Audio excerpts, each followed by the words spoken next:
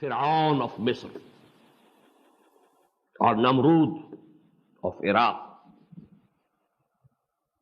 You are not successful. Even if you have the wealth of Qarun of Bani Israel, you are not successful. They were doomed. They met utter failure. But even if you were starving, if you had no shelter, no roof over your head, but you had Iman and Amal Saleh and Tawasi bil-Haq and Tawasi bil-Sabr, you are successful.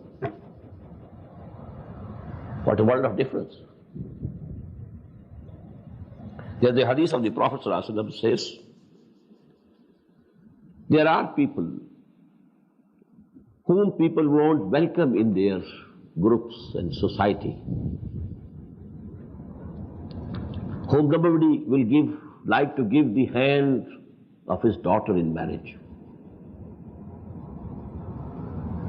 If he wants to make some recommendation for somebody, nobody will listen to them. So humble, so poor, so low in the worldly status. But mind you, if they sometimes swear by Allah subhanahu wa ta'ala on something, even by mistake, Allah will fulfill their oath.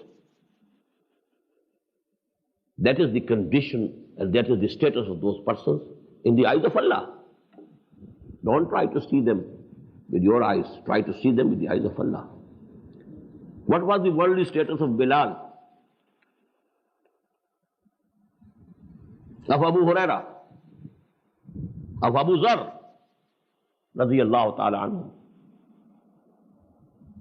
About Abu Zar, the Prophet said, Man kana yasurruhu wa yanzura ila zuhd Isa, falyanzur ila sahibi Abi Zar. Aw kama qala sallallahu alayhi wa sallam. Whosoever likes to see with his own eyes the piety of Jesus, let him see my friend Abu Zar. That's the position in the eyes of the Prophet, in the eyes of Allah. But did he have any wealth, any home or hearth, any property? Nothing.